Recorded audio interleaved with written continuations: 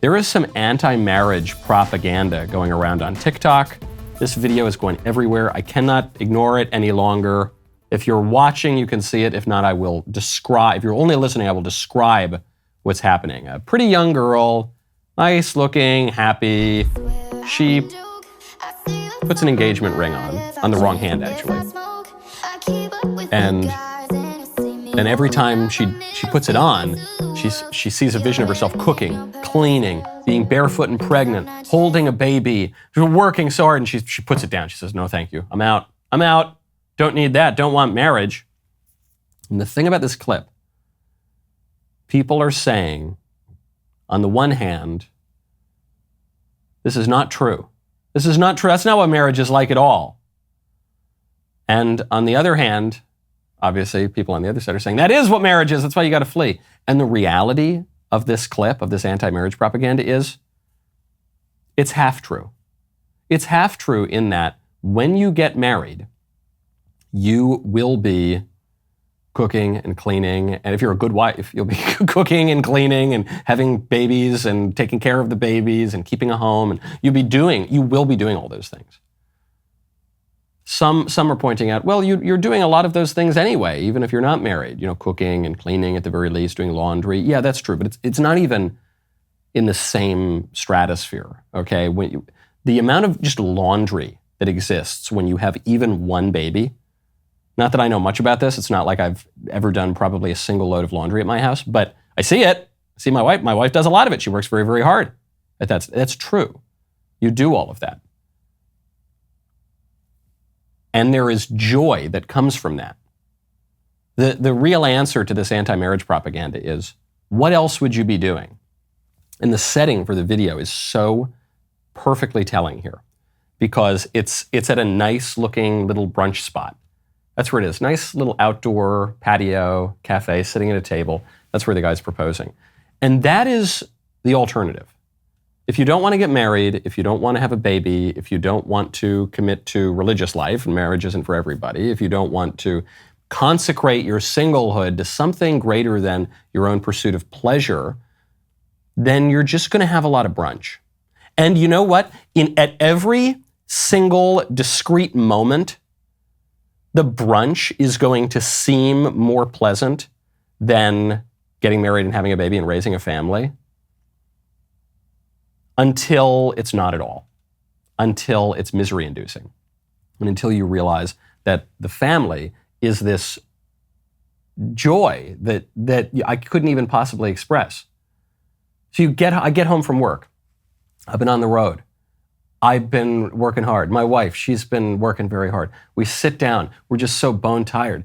And then the kids come over and they do something that's like demanding more of our energy and attention. We're just like, I can't go. I just want to sit and watch an episode, and I just want to go eat brunch somewhere or something. And then your little kid just says something or just looks at you and just kind of giggles and smiles or something, and your heart swells up. It's so great. What are you going to do? You're going to do something in your life. And so then the question becomes deeper. The question is the point of your life to receive a lot of pleasure, to feel really pleasant all the time? Or whether we're talking about material pleasure, whether we're talking about pursuing your career ambition or something like that. Or do you have more of a purpose? Do you have a biological purpose? Does your body imply a purpose? Does the fact that you're a social creature and a complementary creature, and that in the words of Thomas Aquinas, human beings are pairing creatures, so men are for women and women are for men, does that point you towards something that will be more fulfilling? You're right, lady. If you get married, you're going to work a lot harder than you're working now as some bubbly little feminist 22-year-old girl eating brunch. That's true. You'll also live a much happier life. Work is not the enemy, okay? Sloth will not make you happy. Mimosas will not make you happy, at least not for very long. Right now, go to puretalk.com/Knowles. You know a company is looking out for you when they upgrade your service and don't charge you for it. It's great news for new and current Pure Talk customers. Pure Talk just added data to every plan and includes a mobile hotspot with no price increase whatsoever. If you've considered Pure Talk before but have not made the switch, take a look again. For just $20 a month, you will get unlimited talk, text, and now 50% more 5G data, plus their new mobile hotspot. This is one of the many reasons I love Pure Talk. They're veteran-owned and only hire the best customer service team located right here in the great US of A. Most families are saving almost $1,000 a year while enjoying the most dependable 5G coverage in America. Remember that you vote with how you spend your money, so stop supporting woke wireless companies that do not support you. When you go to puretalk.com/Knowles, you'll save an additional 50% off your first month because they value you. puretalk.com/Knowles, Pure Talk Wireless for Americans, by Americans. Kathy Hochul, the Democrat governor of New York, she is not happy with all the illegal aliens who are making it to New York. After conservative governors like Ron DeSantis and Greg Abbott in Texas and others have passed along the great benefit of all those illegal aliens. You know that wonderful expression of diversity, which is our strength. Well, Texas and Florida, they don't want to hog all of that wonderful diversity for themselves. They want to pass some of it along to Martha's Vineyard and Rehoboth Beach and to New York. And Kathy Hochul says, hey, we didn't ask for this. Do you think the city may have dropped the ball somewhat in dealing with this crisis? Over 100,000 migrants arriving in New York City since spring of last year. No, the mayor has had extraordinary challenges.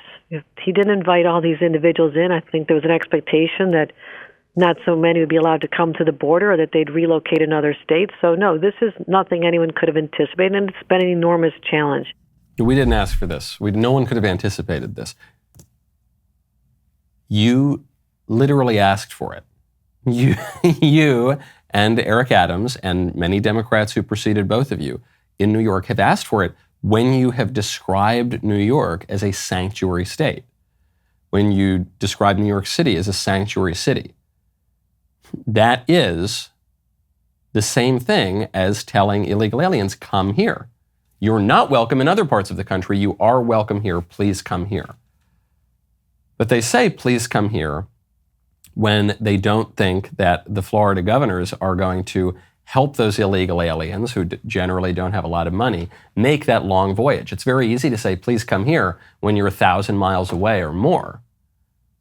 Because you think, well, these guys, they're probably not going to hop on a Greyhound bus, so it's going to be El Paso's problem. It's going to be Texas's problem. Until Abbott and DeSantis start chartering flights, then they come there and they say, wait, we don't want this. We want you guys to have all the diversity. Okay. Well, that's the reality. The reality of a sanctuary state is this massive increase in disorder and dysfunction and crime and housing problems and all the rest of it that goes along with it. And I'm so glad that New York finally gets to see that so closely. Boy, what a great clip that was. Now make sure you ring the bell, subscribe to the Michael Knowles Show. We'll see you next time.